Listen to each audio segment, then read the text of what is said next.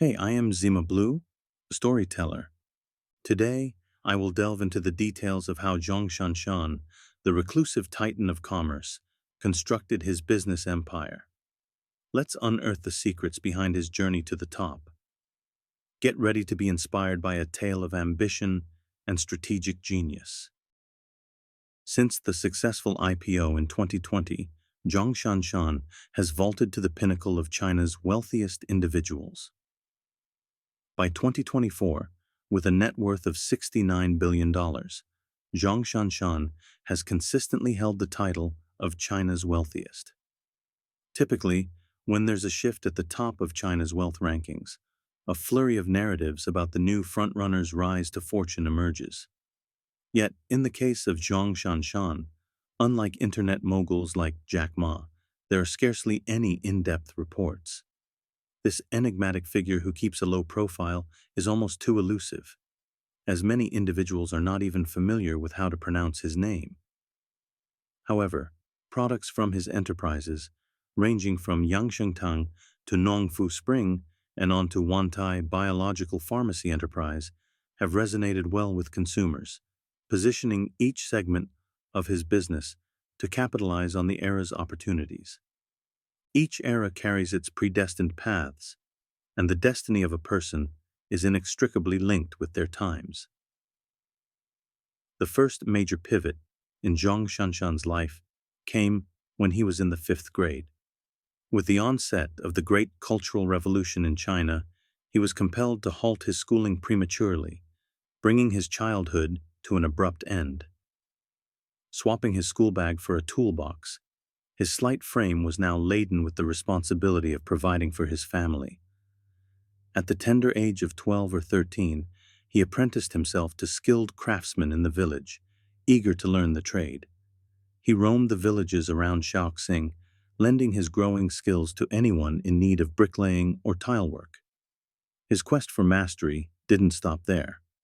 He went on to acquire the art of carpentry, dedicating himself to that craft for a decade.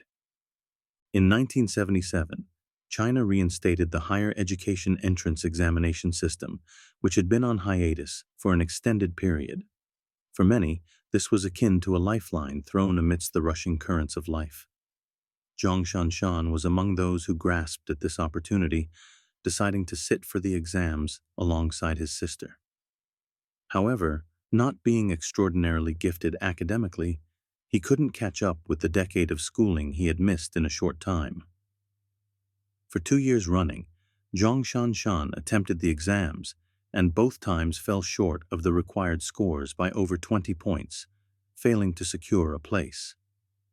In the end, feeling dejected, Zhong ShanShan opted to pursue further studies in the Department of Chinese Studies at Zhejiang Open University. After finishing his degree, he set his sights on a journalism career at Zhejiang Daily. Years later, as a proud alumnus from the class of 1985 at Zhejiang Open University, Zhong ShanShan recorded a heartfelt message of gratitude towards his alma mater. He reflected that back in those days, those who did not pass the college entrance exams found their path at Zhejiang Open University. It was with this credential that he joined Zhejiang Daily. And for that, he expressed his deep appreciation to Zhejiang Open University. On January 4, 1985, Zhong ShanShan penned a prominent headline on the front page of Zhejiang Daily, which asked, "Why did Hongmeng Shui defect?" His insightful essay on talent migration spotlighted him as an emerging talent in the newspaper's Rural Affairs Department. Over his subsequent 5-year career in journalism, he conducted interviews with over 500 business leaders and visited upwards of 80 counties and municipalities. Working at the newspaper not only expanded his worldview and network, but also became the most valuable period in his life, a bond with Zhejiang Daily that he cherished long after his departure. On April 13, 1988, the 7th National People's Congress passed a decision to establish Hainan province and set up the Hainan Special Economic Zone. Within a fortnight, The government of Hainan province was officially inaugurated, signaling a new era of development for the region. Many people eager to capitalize on the opportunities of the era headed to Hainan in search of fortune. Zhejiang Daily covered the unfolding Hainan gold rush extensively across 3 full pages. Caught up in the nationwide entrepreneurial spirit, Zhong ShanShan soon felt the irresistible urge to venture out. He obtained a sabbatical and set out to make his mark in Hainan, determined to launch China's first private newspaper, the Pacific Post, in the thriving hub. The launch of the Pacific Post happened on July 1, 1989, with a lead story on foreign businesses commenting favorably on Chinese politics and widespread public support for the open economy. In a message to readers in the newspaper's first edition, filled with cultural sentiments and ideals, Zhong wrote, "Among the world's newspapers, Pacific Post emerges, inspired by the Asia-Pacific zeitgeist and riding the wave of China's economic openness. But even those who brave the waves must eventually yield to the ocean's embrace." Despite the liberal atmosphere of Hainan, the pioneer in economic reforms, the operation of a private newspaper remained prohibited in China. Thus, the journey of the Pacific Post was short-lived. In the quest to continually find ways to prosper, Zhong ShanShan, who emerged from the countryside, ventured into mushroom farming. However, after pouring substantial funds into the project, he realized that Hainan's climate, moist in the morning and evening, but excessively dry around noon, was unsuitable for cultivating mushrooms. The tender shoots would dry out shortly after emerging, leading to the failure of the plants to thrive. His financial investment was rapidly depleted. Yet Zhong remained in the game, dabbling in everything from shrimp farming to running market stalls to selling curtains. But he never hit it big. When the turning point of tradition versus innovation arose, some clung to the old ways, while others yielded and waited. But there were those like Zhong Qinghu, who shrewdly and boldly seized those brief chances. The year before Zhong took the plunge and resigned to start his own venture, 42-year-old Zhong was peddling sodas, popsicles, and stationery to the youth on his tricycle at the doorstep of schools across Hangzhou. Through daily interactions with the students, Zhong identified a pain point. Children preferred snacking over eating full meals, a habit that risked malnutrition, which concerned many parents.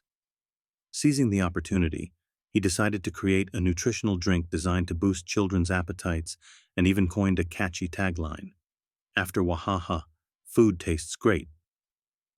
The product was an immediate sensation upon its release. Zhong Qinghu rode the wave to wealth with Wahaha's children's nutritional liquid, raking in a tremendous profit. The dazzling success of Wahaha showed Zhong the secret to amassing wealth. By 1991, after multiple small-scale entrepreneurial attempts, Zhong accumulated some savings. Utilizing his network from his newspaper days, he secured the role of exclusive distributor for Wahaha oral liquid in Guangxi and Hainan. At that time, Wahaha enforced strict controls to prevent cross-regional trading among distributors. Unfazed, Zhong took a gamble and became an arbitrager, reselling products from economically favorable Hainan to the more expensive markets of Guangdong. This middleman strategy of exploiting price differences didn't go unnoticed, and it wasn't long before Wahaha's headquarters caught on, leading to the termination of his distributorship. However, despite being cut off by Wahaha, the experience taught Zhong the importance of aligning his business efforts with market trends. During that era, health products were the industry's hotbed.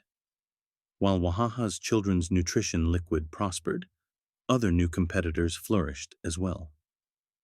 At the 1993 Athletics World Championships in Stuttgart, Germany, the Chinese team secured 4 gold medals, 3 of which were claimed by the renowned Chinese women's long-distance running team coached by Ma Junren. Upon their triumphant return, the team was dubbed Ma's Army. Rising to fame, Coach Ma boasted that his athlete's swiftness was due to a traditional family formula. This story caught the attention of Heboquan, the entrepreneur behind Robust Group, who flew to the Northeast to acquire this recipe from Ma, spending a whopping 10 million yuan, a stark contrast to the modest average monthly wage of 300 yuan at that time. Using the so-called ancestral formula, he developed a health supplement named Life Nucleic Energy, which quickly became a commercial success, grossing over 10 million yuan. As it turned out much later, the heralded secret mix was nothing but a spontaneously concocted list of ingredients by Ma: mere red ginseng, deer antler, gastrodia, astragalus, goji berries, donkey hide gelatin, dates, and angelica. It sparked criticism. Isn't this exploiting the trustful? In truth, Ma's actual method for athlete training was the illicit use of performance enhancers. Nevertheless, no one at the time dared confront the hero who had garnered national pride. Furthermore, Ma capitalized on his newfound business appeal by promoting a product called Chinese turtle essence on television. The star power, a miraculous draw in any age, turned Ma, the national icon, into a massive seller.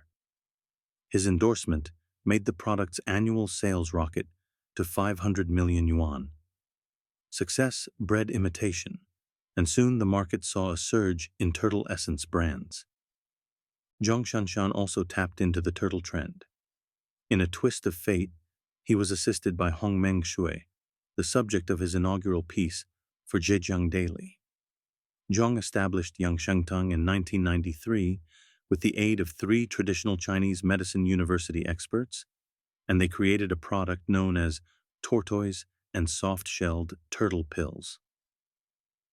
Launched in October that year, the product was marketed with the catchy jingle, 2 pills of tortoise and soft-shelled turtle in the morning and evening, far better than consuming turtles daily. Accompanied by images of turtles gliding on screen, this advertising campaign caught on quickly. Capitalizing on the health product boom and clever marketing, the product became an overnight sensation, expanding from Hainan to all of China, and earning Zhong his first 10 million. Where high profits beckon, speculators and fraudsters inevitably flock. In January 1995, Focus Interview, a Chinese television program, exposed Shengda's Chinese soft-shelled turtle essence during an undercover investigation. The journalists found, to their surprise, only a single turtle in the facility. The product being sold was nothing more than a brown sugar solution, a clear exploitation of consumer naivety. The broadcast sparked public outrage and laid bare the charade of Chinese soft-shelled turtle essence. The con artists, who had been profiting from these dubious turtle products, vanished overnight. Yet against all odds, Zhong ShanShan didn't flee, but instead pivoted the marketing strategy for his turtle-based products. He welcomed journalists into his factory and orchestrated a variety of campaigns such as 100% Real Turtle, Hainan's Quest for Truth, and initiatives inviting consumers to participate in a lottery to visit the factory in Hainan, as well as Finding Signed Patients, and a seminar on the value of turtle products held by the Chinese Medical Association.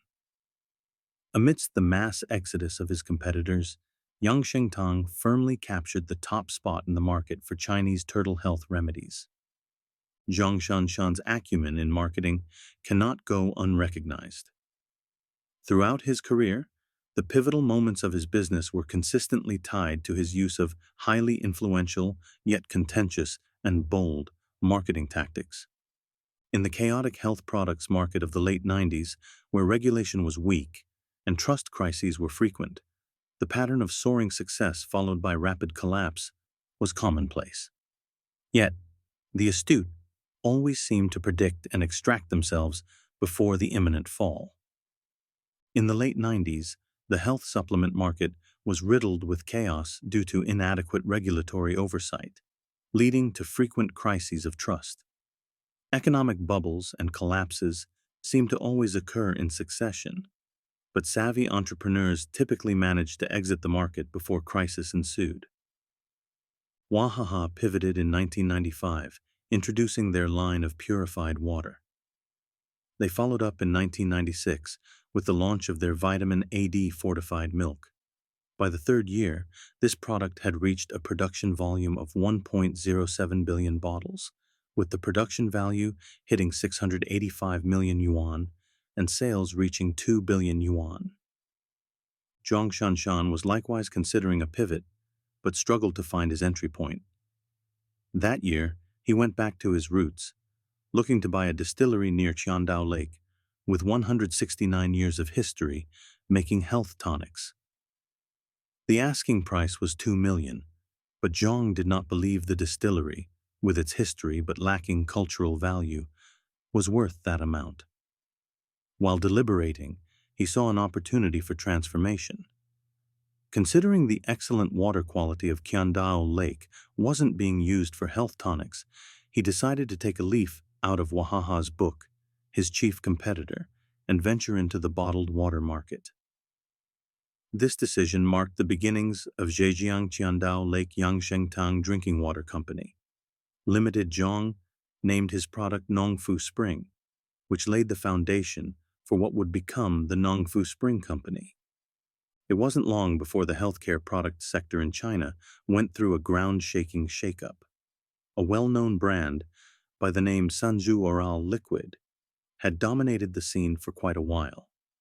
Adopting a grassroots marketing strategy, they bombarded every nook and cranny of rural spaces, from mud walls to utility poles, with their advertisements. Though seemingly unsophisticated, this approach proved to be highly effective. Sanju Oral Liquid became a staple purchase for many with their newfound paychecks, sometimes even causing stock shortages. The CEO of Sanju Oral Liquid once confidently claimed that no delivery network in China could rival theirs, except for the National Postal Service.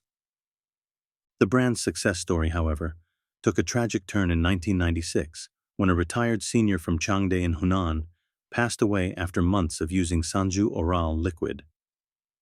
The ensuing lawsuit filed by his family against Sanju created an uproar, stirring the city into a frenzy. The scandal sent shock waves through the industry, leaving competitors on edge and tight-lipped with fear. Sanju Oral Liquid's downfall marked a steep decline in the health product market, intensifying regulatory scrutiny and shrinking the industry from a 30 billion to around 10 billion market, with the number of producers dwindling from 3,000 to under 1,000. Meanwhile, Zhong ShanShan had fortuitously shifted to the water business in advance, dodging the debacle that engulfed the health product sector.